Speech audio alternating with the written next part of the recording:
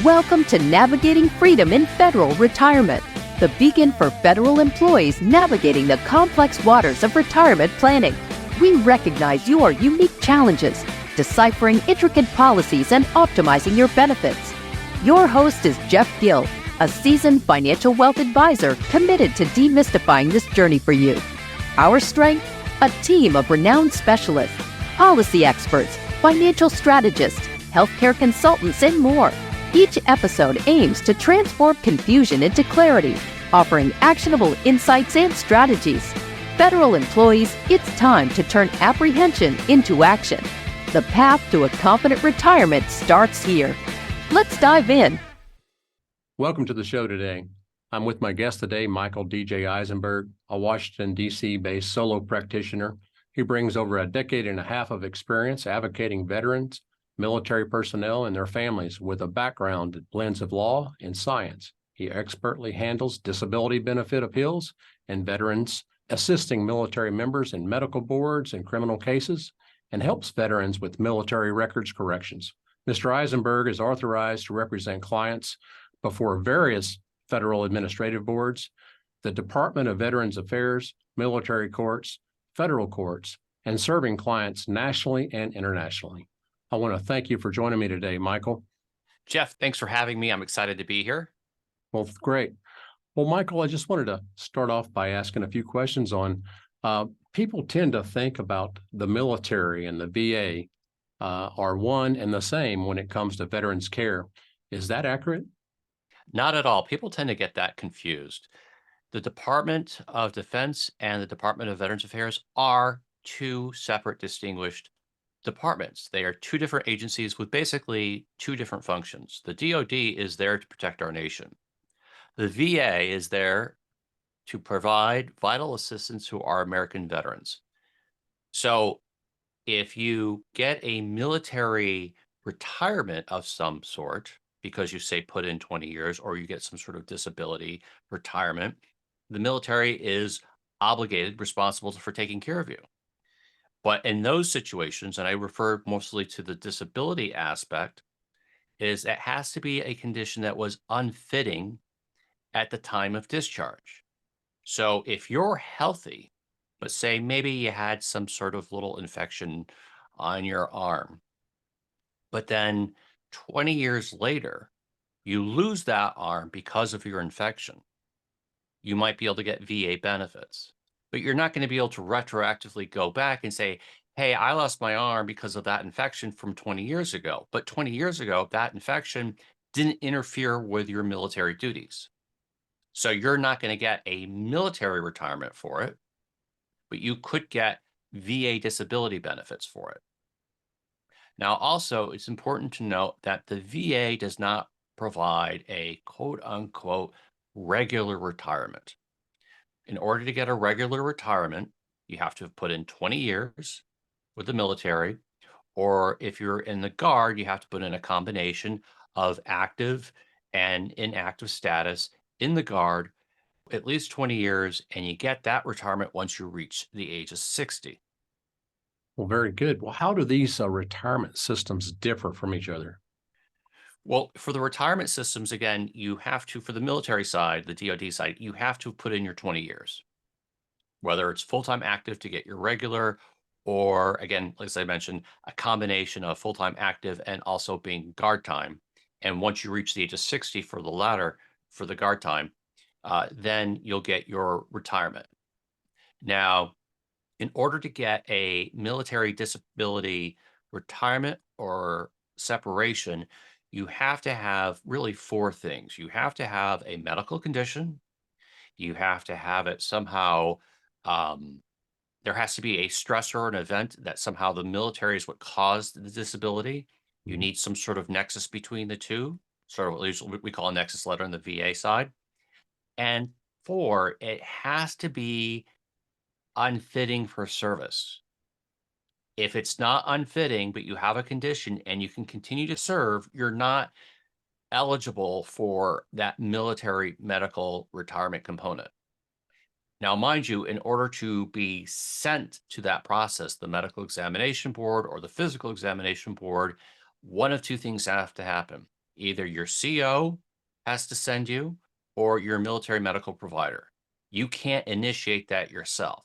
Now, on the other hand, with the VA side, you can apply at any time once you're out of the military, as long as you have a current medical condition, a stressor or event that in the military that you're saying has caused this medical condition, and a nexus letter from a doctor saying more likely than not, the condition that the veteran has today was caused by something that occurred in service.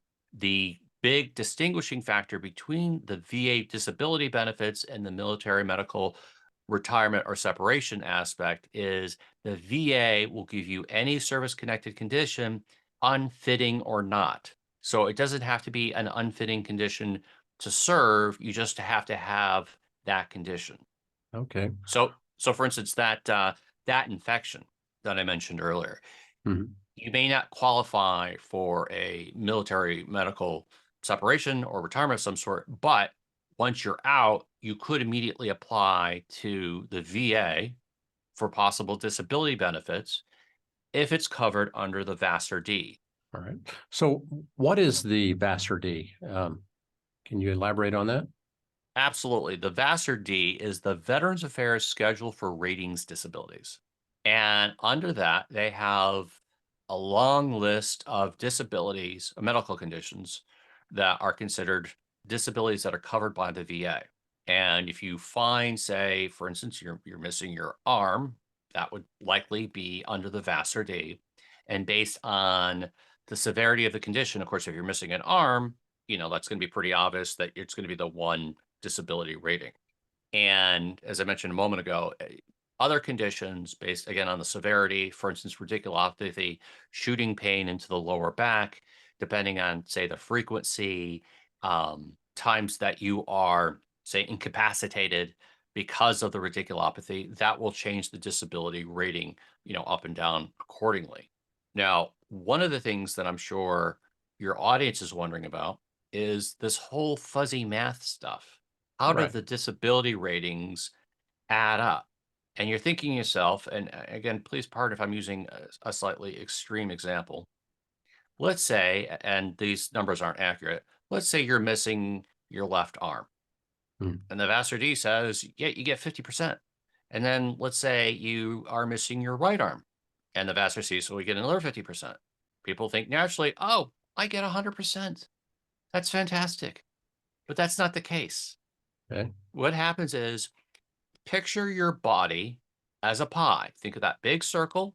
Mm. And if you get 50% for the first condition, well, that's easy. Just cut the pie in half, shade off one. I get 50%. So for the other 50%, you're thinking, well, just shade off the other half. And now that's 100%. But that's not what happens. Of the 50% remaining, take 50% of that for the second condition. That leaves you with 75%. And forgive me, I always tend to just off the top of my head forget the rounding. It either goes down based on the number or goes up. I forget where the 75 mark goes. So if it was like 72%, it would go down to 77%. It would go to 80%. Okay. So, wow, that's kind of a complicated, but I Yes. wouldn't understand losing both arms. It seems like you would be 100% disabled, but Right. Right. uh, And there are additional payment schemes that you can do, mhm. particularly for the VA special monthly compensation, which adds on to that. So if you have certain disabilities, for instance, loss of limb, loss of use of limb, or blindness, that may entitle you to special monthly compensation. Okay. May I ask, Michael, what is a presumptive condition?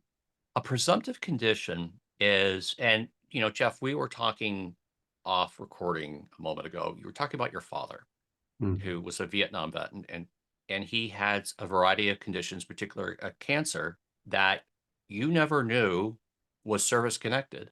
Yeah. And then until you, like some doctor said, hey, this is something you need to look into. And he had the condition. A presumptiveness under the VA regulations is if you served in a particular area at a particular time, certain medical conditions are considered presumptive. Okay. So, for instance, if your father served, I want to say sometime between 1963 III in 1972 during Vietnam and set foot in Vietnam or in its nautical waters within particular areas, and he has this condition, it's automatically granted. He doesn't have to point to a specific event. Oh, I was in Vietnam and I saw these canisters and I was sprayed, with the Agent Orange. They're going to go, okay, you've got this medical condition. You set foot there. Your records show this. We don't need anything else because you have the condition that's granted. And we're seeing a lot of this, of course, from Vietnam. We're getting this from the Iraqi wars and time in Afghanistan and the Middle East. And there was recently a new list of additional presumptive conditions that was released and approved by Congress within about 2 years ago. The one thing I want to highlight on that, though, is so let's say there's this new condition for medical condition X that is now presumptive during a veteran's time in Vietnam. The problem you have to be wary of is if you're going to say apply for this, but you've had an appeal going on for say 10 years or 20 years or 30 years, you will lose that effective date if you say, oh, I'm applying now for this condition per the presumptive regulations that just went into effect in 2022. Okay. That'll be your new start date if you go that route. But that means you lose out on the past years of back benefits that you've been fighting for. Okay. So it is, I guess that's a loophole in the government's favor then, right? I know. Yes. But to be blunt, the one thing that you have to do, you have to make an application. Okay. So you can't say, and this was a recent case, that, hey, I discharged with this condition and, I applied for the condition 10 years later. I was granted, but I think the earlier effective date should be the time of my discharge because the government knew. Well, maybe the government did know, maybe it didn't know, but the problem was he or she didn't put in an application for benefits. Okay. So whether you get a form and you mail it, or you fax it in, or you go online, or you go to a regional office and apply, get your application in, and to be very blunt, make sure you have proof that you submitted that application. So if you go online and do it, make sure you keep some sort of receipt that the application was submitted. If you do it by fax, keep a fax receipt. If you do it by mail, this is a big one, you need a certified return receipt and attach a copy of that for your records. Because unfortunately, I say this with no quote unquote authority, the VA loses things. And there have been situations where the VA has quote unquote destroyed things. And at the same time, I would make a request to the National Personnel Records Center for a copy of your military records, because that'll help you with your case. Okay. Especially if you're looking to pinpoint something about your time in service that you believe is what entitles you to your benefits. But don't let the delay of getting those records stop you from filing for your VA benefits as soon as possible. Right. I just based on what you stated, I can see the value in hiring someone like yourself because one mistake could cost you thousands of dollars. And here's the problem for the veterans is for the application, I don't know, in my opinion, of an attorney who would take that case for the application.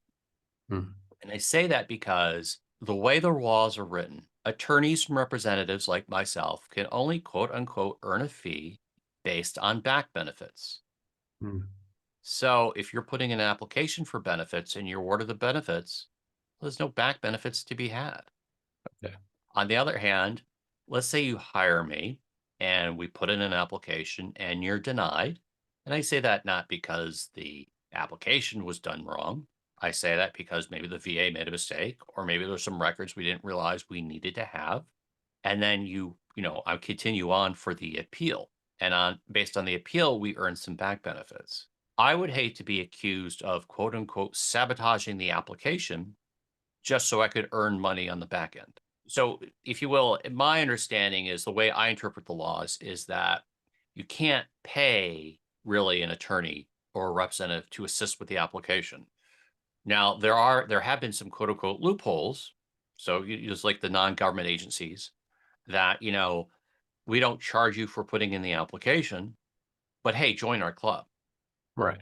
Right. And there are also some private companies that are doing this that I know my understanding that the VA is aware of and not necessarily happy with, but what they're doing, these companies, and this is something that I don't think should be done.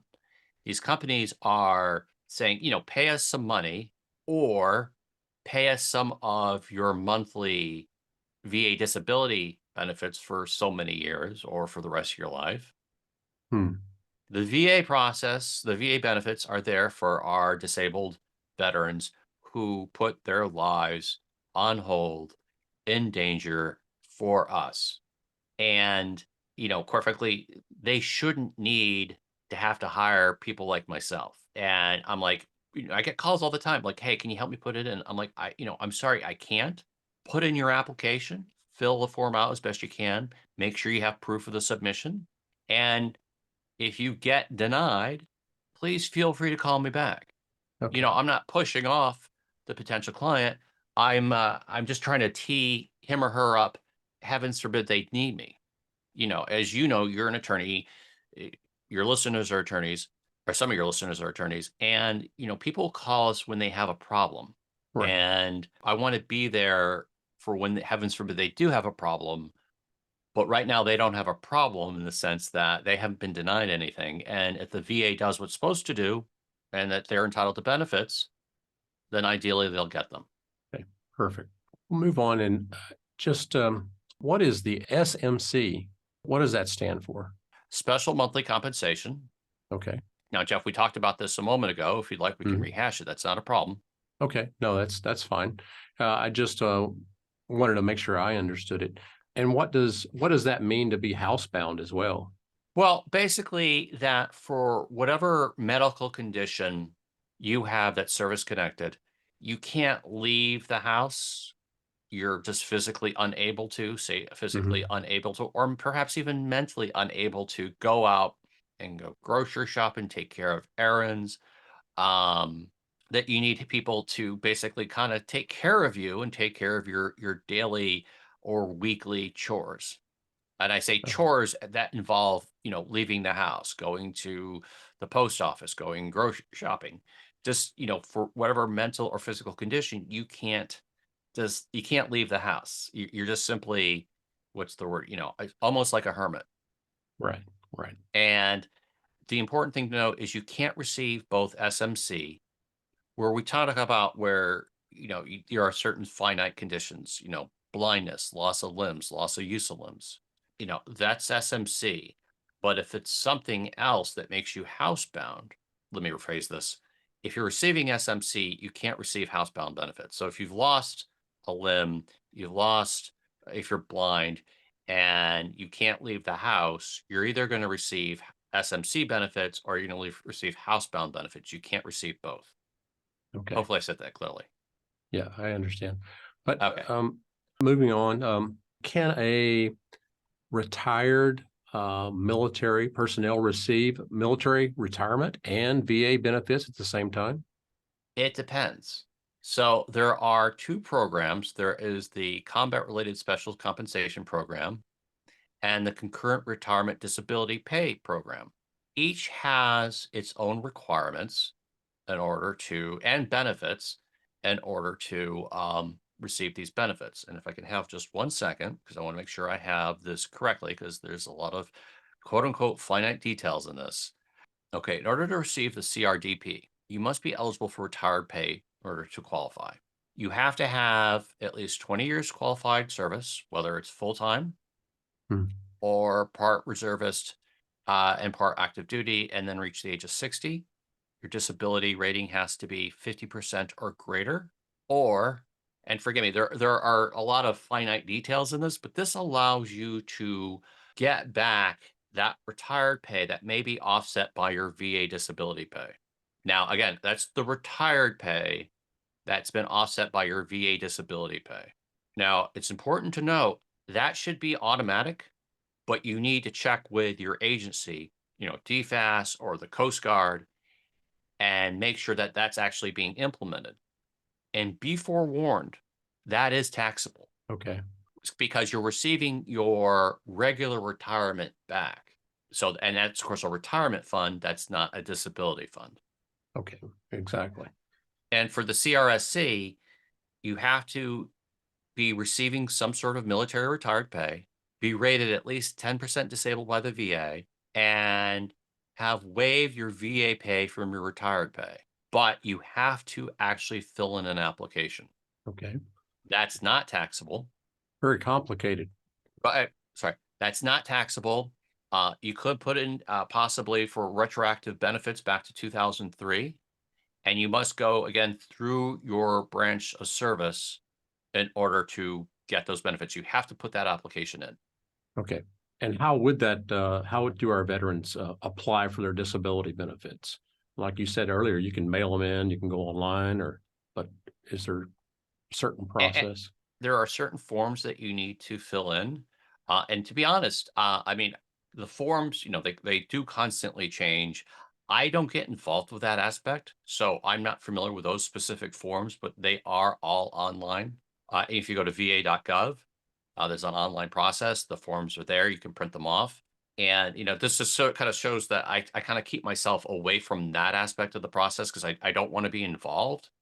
And Mhm. I don't think the representatives really want to be involved with that because if they screw that up for the veteran, again, I don't want to be held, potentially liable or responsible. It's like, well, he only did that so that he could get paid at the back end, which is sort of why I put up this, if you will, Chinese wall, just to kind of Okay. keep that separated.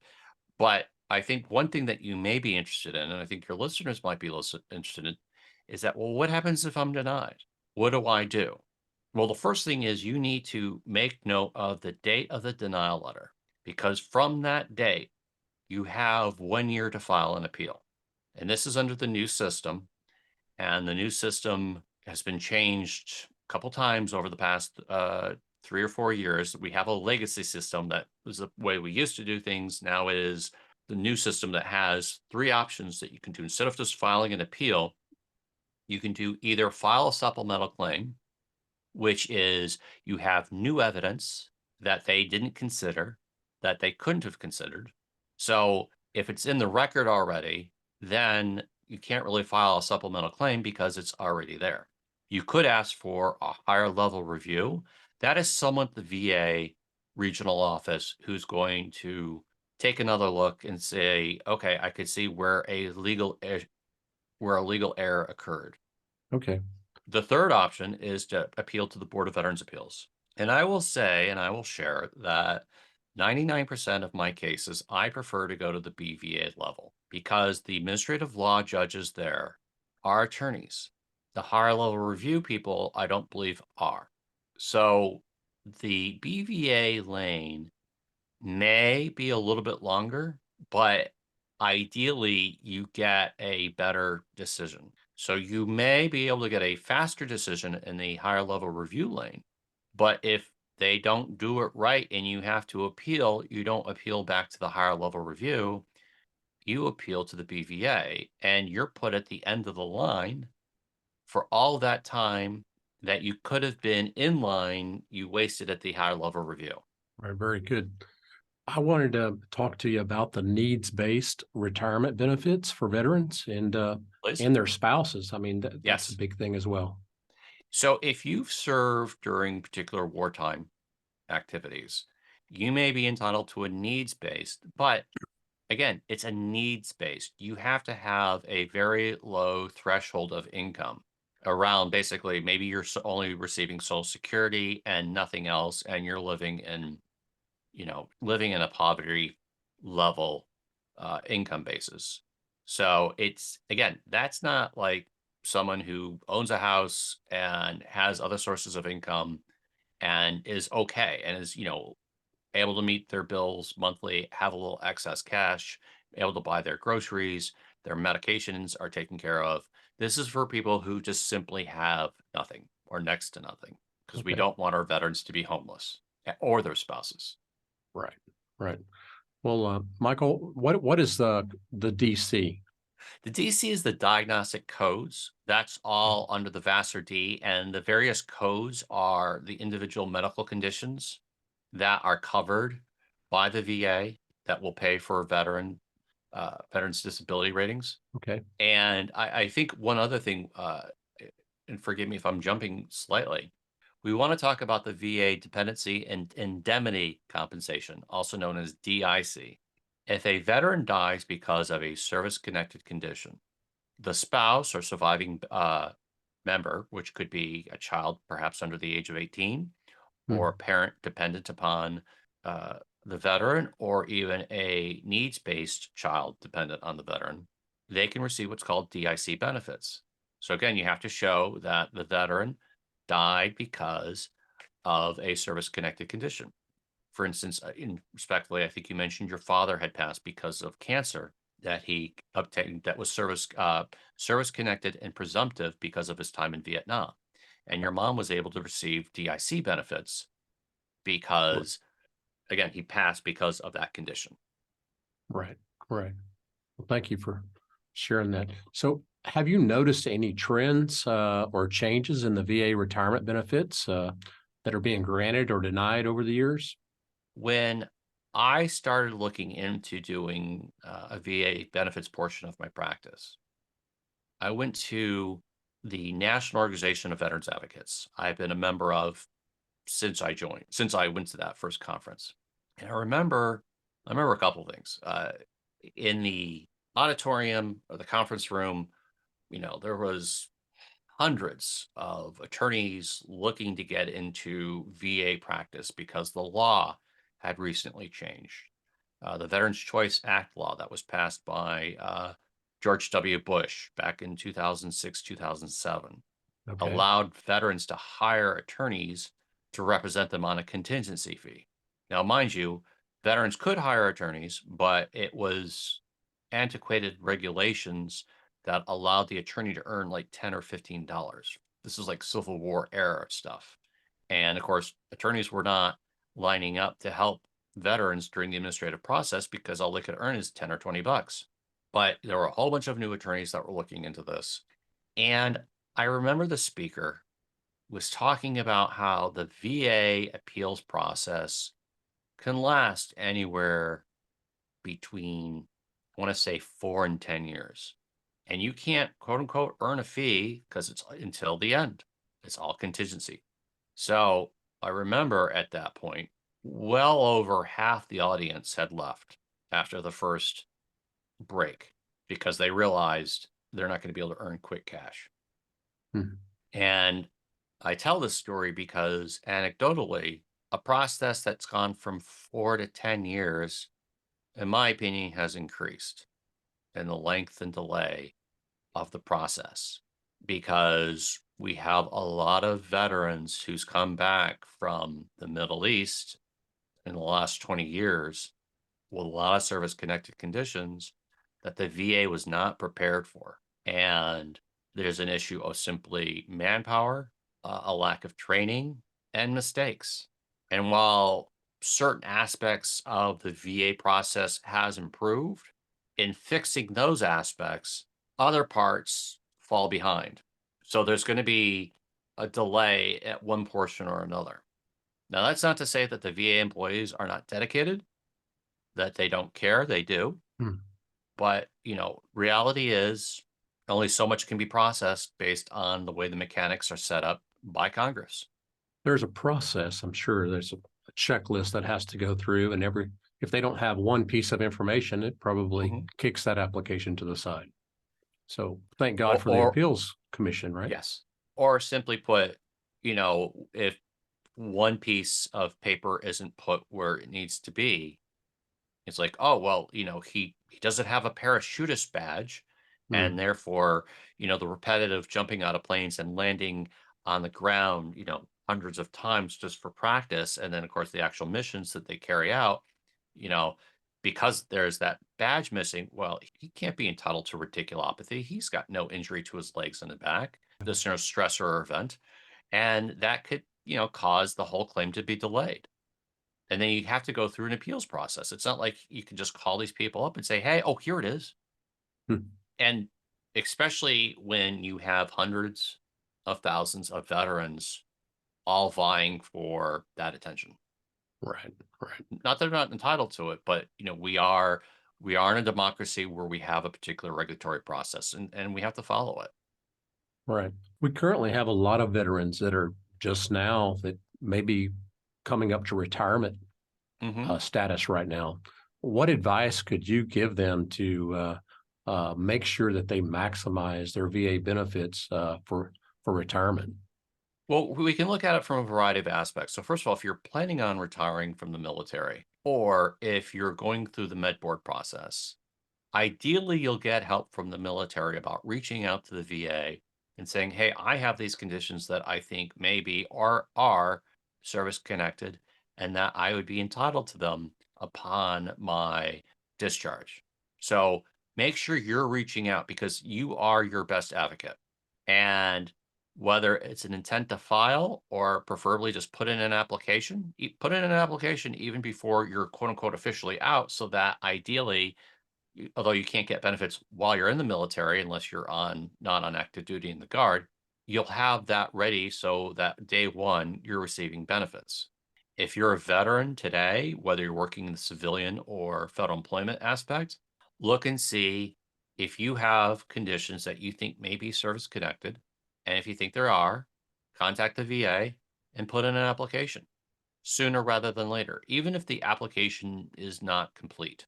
When I say not complete, it's like, I had this condition while I was in the military, and I can tell that the lower back pain I had then is now like almost debilitating to the degree that I can't get out of bed, I can't run, I can't lift. Put in that application. You know, and Jeff, forgive me for pulling on the story that you and I were talking about. Your dad had these blood conditions and these other I believe skin conditions that he didn't realize were related to his time in service, but they were. So, be your own advocate. Look at your body, look at your medical conditions. Are you suffering from some sort of great anxiety um, because of something that you realize that occurred while I was in service? Or was exacerbated while I was in service. Right. And if you have a reasonable belief, put in that application. If you get denied, then you contact like an advocate like myself and say, Mr. Eisenberg, I put in this application. This is why I was denied. And I will walk you through some questions to say, okay, well, why do you think it was service connected? What kind of events occurred? What does your doctor say? And if it's something that I feel I can help pull together into an appeal, I would offer my services. Perfect. Well, lastly, when with the current system, do you Hmm. believe that there's ways for the VA to improve how they handle the distribution of retirement benefits to better serve our veterans? It's not the VA. I think it's Congress. And we, the American people, wrote a check to our veterans saying that we will take care of you. If you put yourself in harm's way, and heavens forbid you are harmed, we will take care of you. And it's up to Congress to pass the appropriate legislation, pass the appropriate funding to make sure that this process works. And when I say works, that they get ideally the correct decisions, that they are paid what they're entitled to so that they can take care of themselves. There's a story I've mentioned a couple times. I don't think you and I've talked about it before. I had a Vietnam era veteran who served in country who hired me to help him with his appeal at the VA. He had been fighting for decades, trying to get his mental health conditions service connected.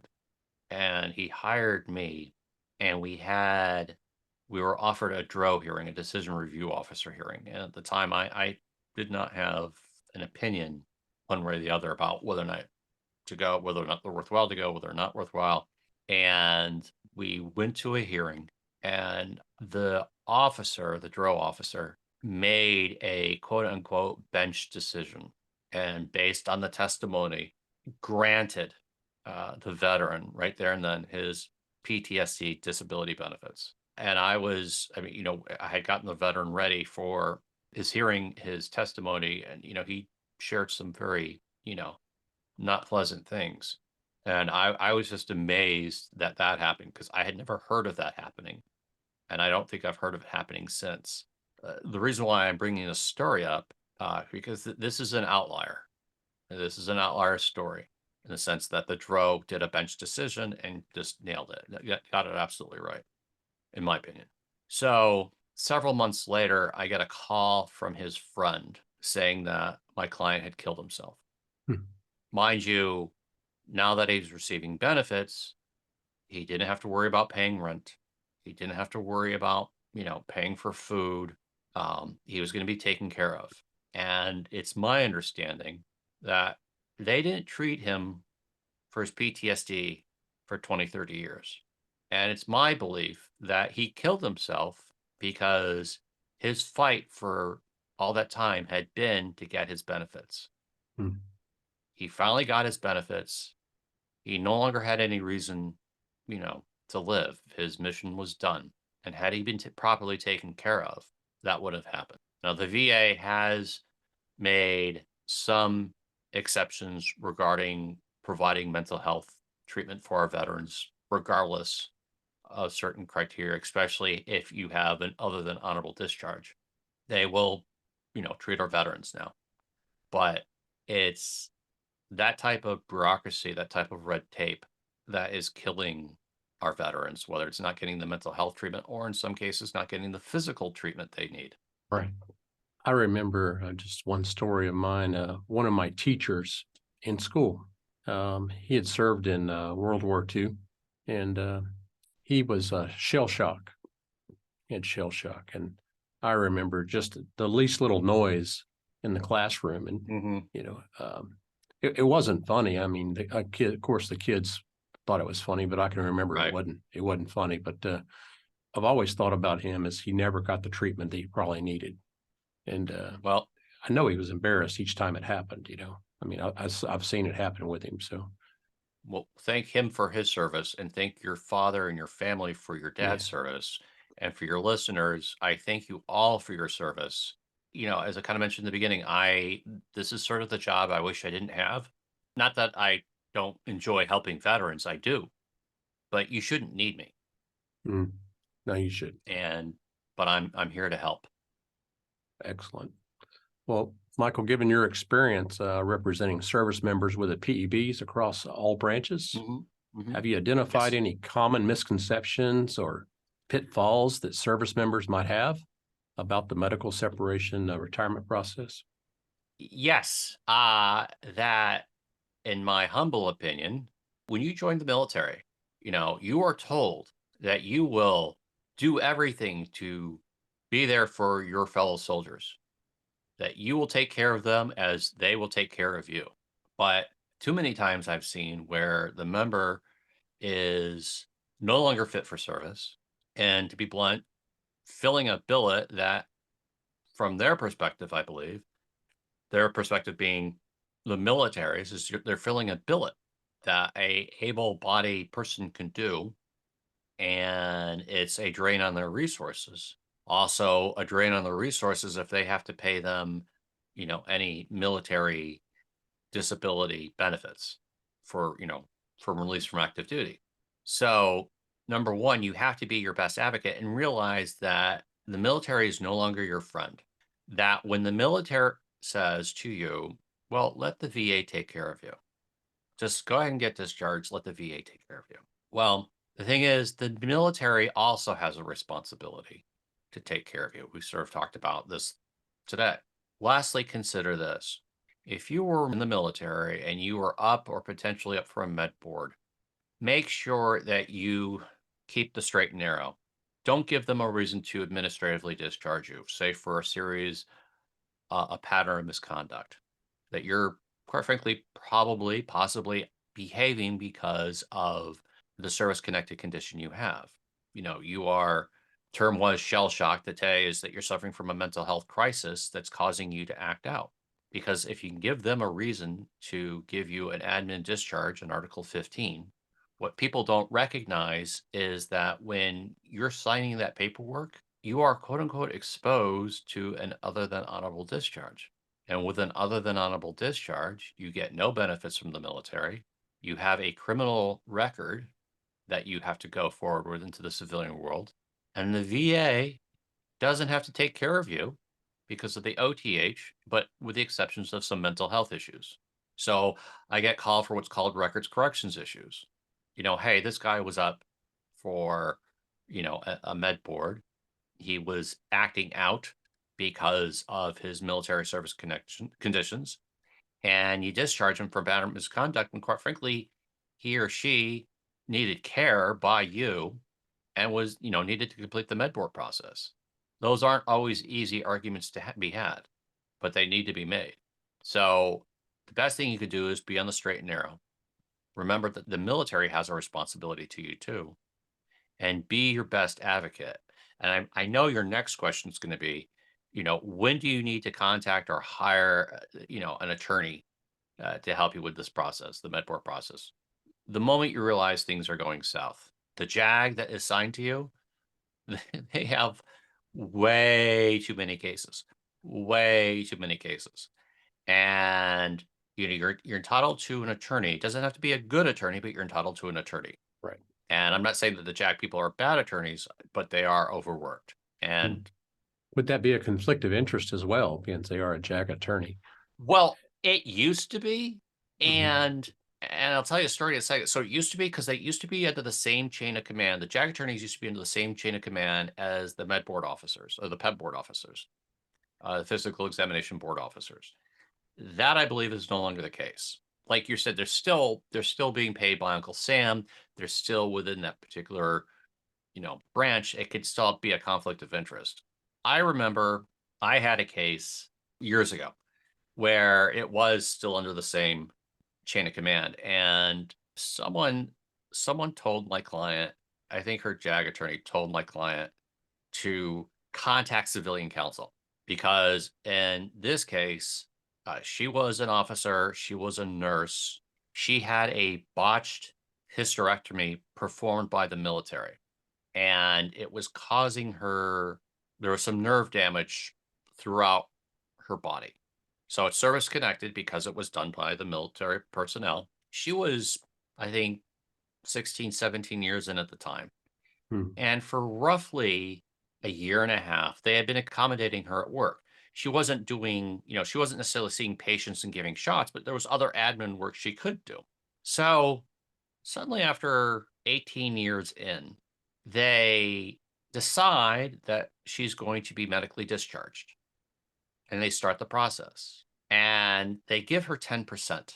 Now, mind you, 10% is under the threshold of the difference between a military medical separation versus a military medical retirement. If you get less than 30%, you get basically a one-time check based on your times in, your disability rating, and a couple other factors. And that's it. And then a kick in the butt goodbye. Now, you get over 30% or 30%, you get a monthly check for the rest of your life based on a variety of calculations, including, your average of base pay in the last 3 years, I believe your times in, your disability rating, et cetera. And also you get access to TRICARE, which some say is better than the VA care. And also you can have the TRICARE, which, is like $400 or $500 a year. Right. Versus thousands of dollars for you and possibly your family. Right. So that's a strain on Uncle Sam. So obviously the DoD has an interest of getting you out at zero, if not at 10% or under 30% at least. And her PEBLO, her physical examination board liaison, who's assigned to all members going through the boards, told her 10% was fantastic. Take it and run. She called me. 17 years of service. Yeah, for 18 years of service. 18. She contacted me and I looked at her case, and there was a bunch of administrative missteps. And quite frankly, she should have been, if she was going to be medically discharged, she should be at 100%. But a couple things. One, they've been accommodating at work, so she could possibly ask for a waiver and stay in for the rest of her 20. Two, at that time, and the laws have changed, but at that time, she had met her 18-year requirement that if you're going through a med board, you're supposed to be allowed to finish your 20. Now, I believe the threshold is now 19 years. Okay. No longer 18. So the hearing was not in the DC metro area. So I'm not going to say where, just so I don't give other aspects away. Right. And, I flew into town, I met with a client, we went to our hearing, and mind you, this is more the exception, not the rule. And, we're there at, 800 hours, and I meet with everybody, and then I hand whoever a 20-page brief and a CD with 500 pages of supporting documents. I say, this is our brief. Here's our CD. I apologize for not being able to print it off, but I couldn't take 500 pages of paper on a plane of, PII, and also easily, and I didn't have time to get the Kinkos. So with my apologies. So that's at 800, or sorry, that's at 800, or yeah, 800 hours. At 900, I'm called into the board, where the board's meeting in the conference room, and I'm asked by the president of the board, what is this? I go, well, sir, this is our brief in support. This is all the errors that you've made. This, there needs to be more development on this. This person should be at 100%. Here's our supporting documents. Fine. Hour later, I'm called back in. They're like, well, what is it that your client wants? And as a lawyer, we always argue all the potential alternatives. So first of all, I'm like, well, this was done wrong. She should be out at 100%. However, she's also been accommodated at work now for whatever, and she should be allowed to just, finish out her 20, because also she's past the 18-year mark. And also, if you add in her leave, or accumulated leave, she's going to be terminally retired out within 4 months from the date of the hearing. And they send me out, and then an hour later, they call me back in, and I say, okay, you get what you want. You get your 100%. Or sorry, not strike that. You get your 20-year retirement. 20 years. So they let her stay. Let her finish out. Right. In 4 They months. let her stay, let her finish. And, again, I should not have had to get involved, if that makes any sense. And so the thing is, if I recall correctly, even if you get a disability rating at 100%, you're paid at max at 75%. So you still want that regular retirement if you can get it. Right. Well, you served her well. And if she hadn't have found someone like yourself, she would have been stuck with 10%. Yeah, the joke that we all shared, myself, my client, and her spouse, was her Pablo at some point told her, Michael Eisenberg, I've never heard of Michael Eisenberg. And then later we went to lunch together, and I said to them, I said, he said that. I said, yeah, I think he served me now. And we just kind of, I mean, just a little humor out of all that. Right. But, we all got a good laugh. Well, I want to thank you for joining me today. It's been very interesting speaking with Michael DJ Eisenberg today. And we all learned a lot. So thank you for your input. And I appreciate your time, sir. Yeah, you're welcome. You've been listening to Navigating Freedom and Federal Retirement, and we'll see you next week on another episode. This concludes another episode of Navigating Freedom in Federal Retirement podcast. As federal employees, your retirement journey is unique, and we're here to guide you every step of the way. With host Jeff Gill and our lineup of experts, we aim to bring clarity to your path ahead. If you found value in today's conversation, please share it with a fellow federal employee. Remember to subscribe for continued insights. Until next time, here's to your informed and bright retirement future.